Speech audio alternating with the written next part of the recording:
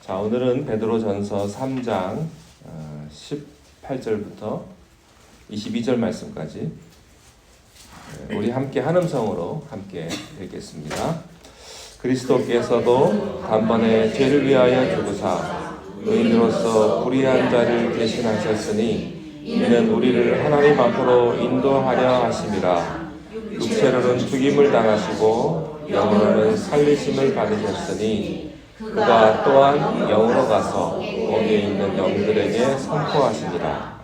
그들은 전에 노아의 날 방주를 준비할 동안 하나님이 오래 참고 기다리실 때에 복종하지 아니하던 자들이라. 방주에서 물로 말미암아 구원을 얻은 자가 몇 명뿐이니 겨우 8명이라. 물은 그리스도께서 부활하심으로 말미암아 너희를 구원하는 편이 곧 세례라. 이는 육체에 돌아온 것을 제하여 버림이 아니요 하나님을 향한 선한 양심의 간구니라. 그는 하늘에 오르사 하나님 우편에 계시니 천사들과 권세들과 능력들이 그에게 복종하느니라. 아멘. 18절 말씀부터 보았습니다. 17절 우리 지난주에 말씀에 17절에 보면 선을 행함으로 고난 받는 것이 하나님의 뜻이다, 이렇게 베드로가 이야기했습니다. 여러분의 고난은 선을 행하다가 얻는 고난은 하나님의 뜻입니다. 그래서 힘들어도 선을 행하라. 고난을 받아도 선을 행하라.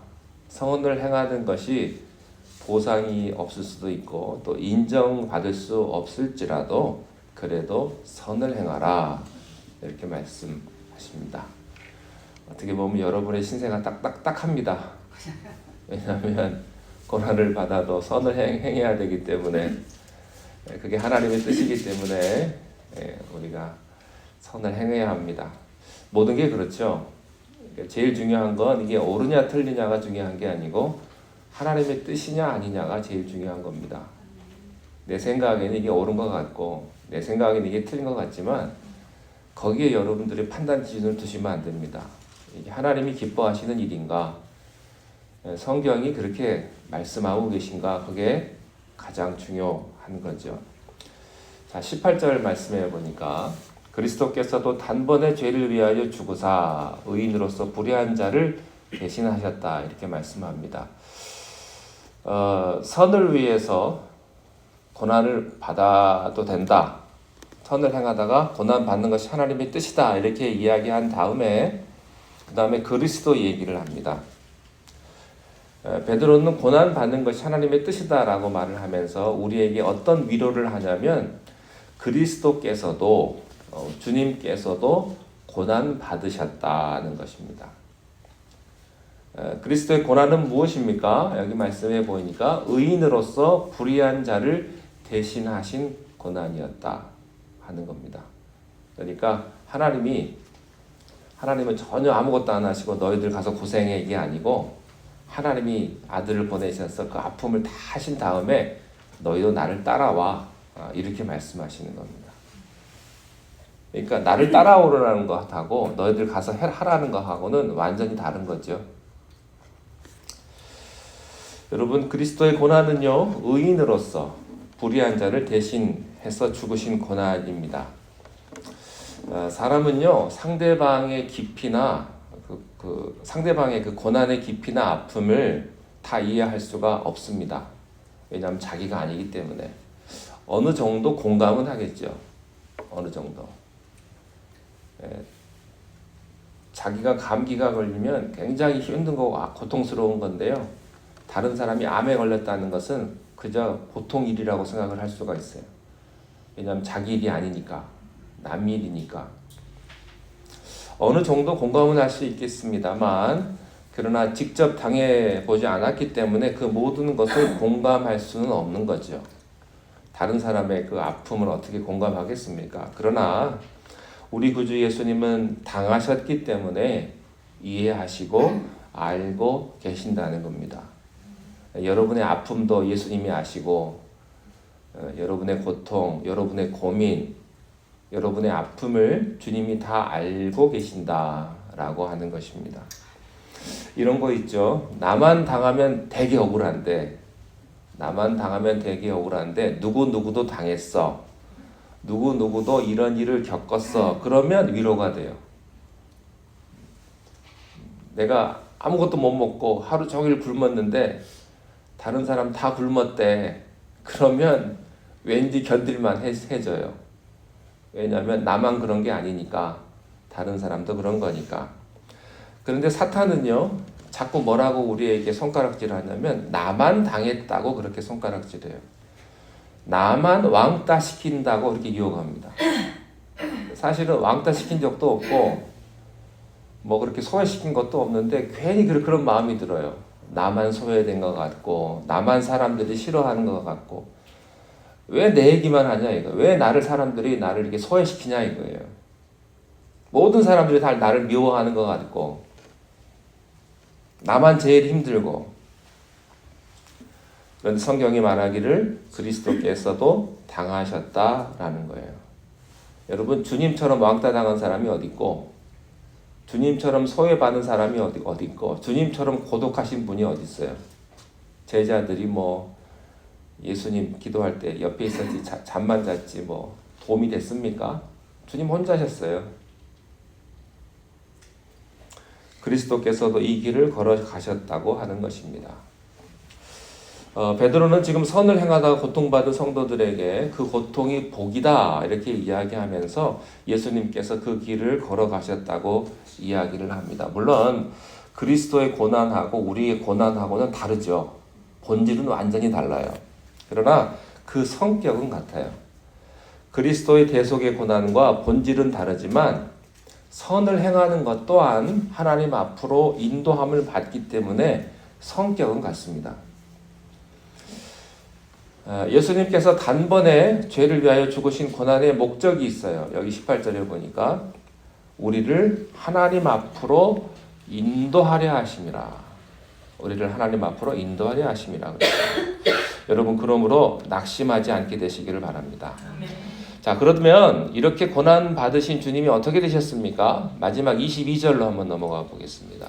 22절에 보면 시작. 그는 하늘에 오르사 하나님 우편에 계시니 천사들과 권세들과 능력들이.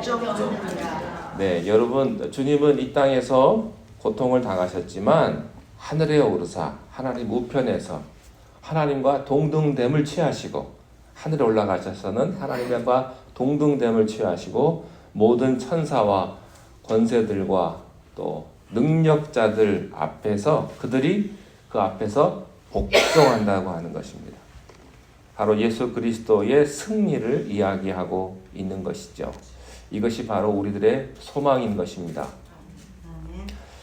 바로 이 영광의 자리에 우리도 동참할 수 있도록 하시기 위하여 단번에 죽으시고 그분을 믿고 따르는 이에게 선을 행함으로 하나님 앞에 나아가라고 하신다고 하는 것입니다.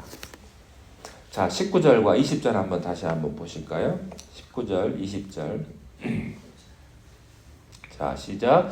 그가 또한 영으로 들어가서 옥에 있는 영들에게 선포하시니라. 그들은 전에 노아의 날 방주를 준비할 동안 하나님이 오래 참고 기다리실 때에 복종하지 아니하던 자들이라. 방주에서 불로 말미암아 구원을 얻은 자가 몇 명뿐이니. 사탄은 예수님께서 십자가에 달려 돌아가실 때 이겼다라고 승리의 쾌재를 불렀겠지만 사실 그 죽음은 하나님의 구원 사역의 클라이막스였습니다.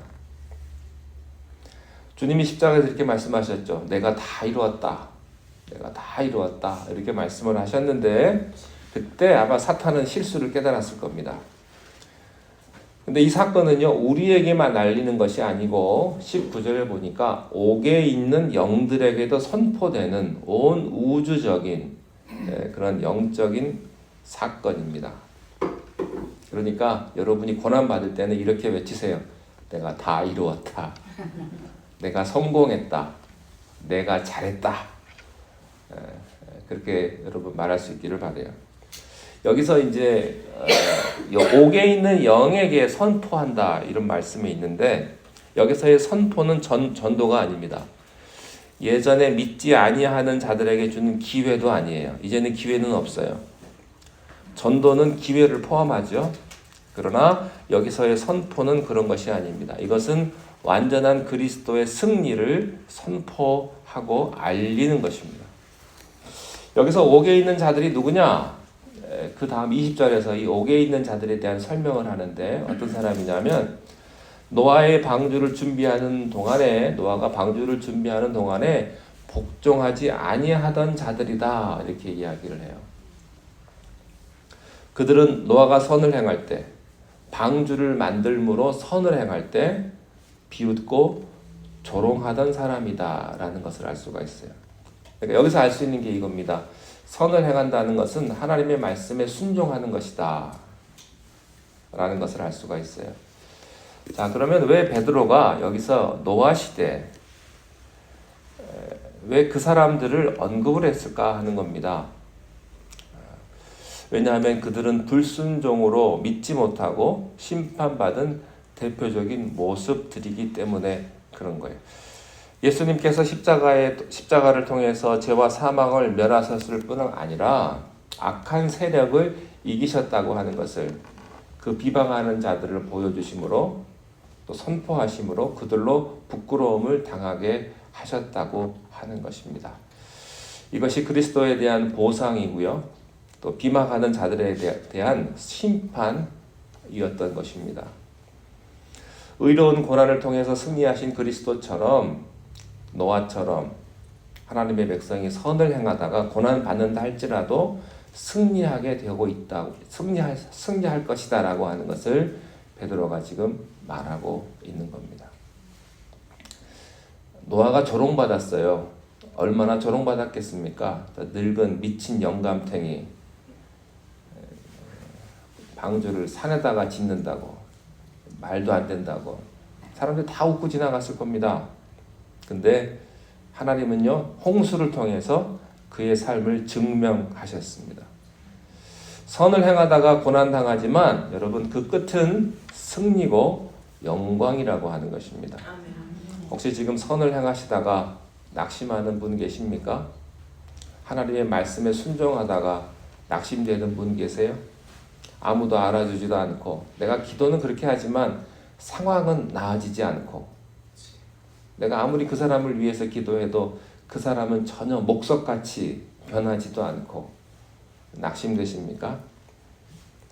여기까지인가 보다. 이제 그만해야 되겠다. 혹시 그런 분 계십니까? 여러분 포기하지 마십시오. 그래도 우리는 믿음으로 가야 합니다. 왜냐하면 그 길 끝에는 먼저 그 길을 가신 주님께서 두 팔 벌려 우리를 기다리시기 때문이에요. 그래서 베드로는 이 말씀을 통해서 서로를 위로하라고 말씀을 하세요. 한 가지 우리가 유의할 것은요. 그렇게 구원받은 자, 방주 때 구원받은 자가 8명이라고 했다는 겁니다. 네, 겨우라는 말이 있죠. 겨우 8명밖에 못했어요. 홍수 때 구원받은 사람이. 8명밖에 구원받지 못했다는 것은 무슨 뜻입니까? 언제나 의인은 소수라는 거예요. 열세. 하나님의 구원은요, 다수에 있지 않습니다. 의인에게 있습니다. 세상은 다수가 정답인 것 같습니다. 다수가 정답이 아니에요. 소수가 정답일 수 있어요. 교회에 많은 사람들이 나옵니다. 교회에 다 나온다고 해서 다 의인이냐? 그건 아닌 것 같아요. 교회에 온다고 하는 것은 내가 구원받을 수 있고 하나님의 말씀을 들을 수 있는 기회가 있는 것이지 교회 나온다고 다 구원받느냐? 그건 아니에요. 여러분 의인은 달라요. 의인은 달라요. 자, 이러면서 동시에 노아의 홍수를 무엇으로 연결하냐면요. 세례로 연결합니다. 노아하면 물이 생각나잖아요. 세례하면 물로 세례를 주죠. 예수님이 물로 세례를 받으셨잖아요. 21절 한번 보실까요? 21절 시작. 물은 예수 그리스도께서 부활하심으로 말미암아 이제 너희를 구원하는 편이 곧 세례라. 이는 육체의 더러운 것을 제하여 버림이 아니요 하나님을 향한 선한 양심의 간군이라. 세례는요 이중적인 성격이 있어요. 옛 것은 버리고 새 것이 오는, 그러니까 옛 것과 새 것이 완전히 구분되는 그런 이중적인 성격이 있는데, 노아의 방주도 마찬가지입니다. 방주는요 첫 번째 진노의 성격이 있어요. 물로 심판할 때 방주 안에 들어오면 구원 얻어요. 심판할 때. 그러니까 이 사람이 의인이냐, 뭐 과거에 잘했냐 잘못했냐 이게 중요한 것이 아니고 방주 안으로 들어오는 게 중요한 겁니다. 방주는 예수 그리스도를 의미하는 거거든요. 내가 비행기를 타야 한국에 갈 수 있는 거지, 비행기 못 타면 절대 한국 못 가요. 예수 그리스도라는 방주를 내가 올라타야 내가 구원받을 수 있는 거예요. 방주 안에 들어오면 구원을 얻어요. 노아가 방주로 구원 얻은 것은 세례를 상징하는 것입니다. 그런데 여기에 또 다른 성격이 있어요. 그것은 노아의 방주가 한 곳에 머물러 있지 않고 흘러서 주님께서 원하시는 곳으로 이동하게 된다는 겁니다. 방주는 동력이 없어요. 엔진이 없으니까 동력이 없죠. 또 돛도 없어요. 그러니까 바람도 이용할 수가 없어요. 그저 하나님 앞에 맡길 뿐이에요. 여러분의 인생은 여러분의 동력으로 움직이는 것 같지만 천만에요. 하나님에게 맡길 뿐이에요. 하나님이 일로 가라고 그러면 일로 가는 거고요. 하나님이 절로 가라고 그러면 절로 가는 거예요. 여러분의 인생이에요. 여러분 마음대로 할 수 있는 것 아무것도 없어요. 이것처럼 구원의 성격은 하나님께로 이동인 것입니다. 세례를 통해서 우리는 하나님의 구원의 영역으로 이동하는 거예요. 죽음에서 생명으로, 세상에서 천국으로 이동하는 거예요. 이것이 바로 세례라고 하는 것입니다.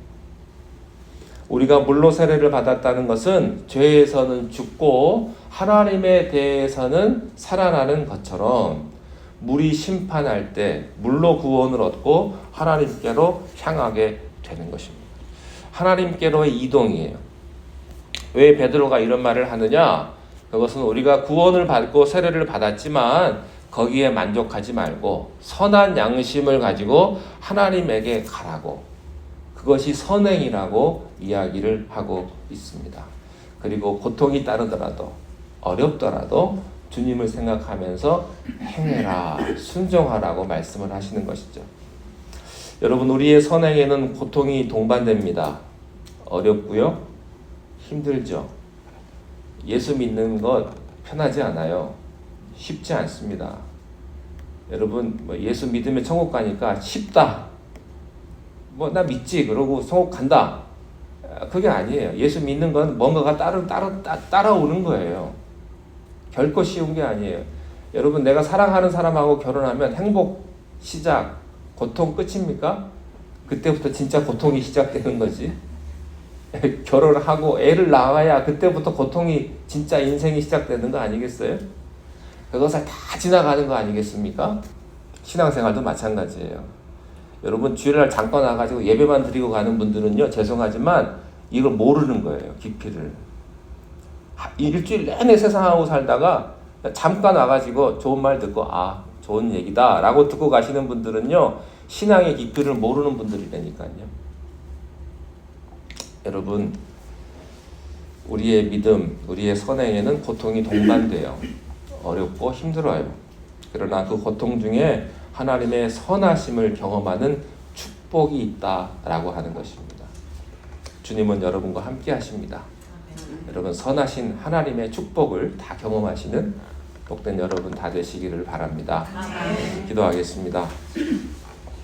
하나님 아버지, 우리가 주님을 믿고 섬기며 나아갈 때에 때로는 힘이 들고 고통스럽지만 우리가 믿음의 마음으로, 믿음의 눈으로 세상을 바라보게 하시고 그리스도께서 먼저 우리를 대신하여 고통받으셨사오니 우리도 주님 가신 길을 따라가며 아버지 하나님 선행을 할 수 있는 우리 모두가 다 되게 인도하여 주옵소서.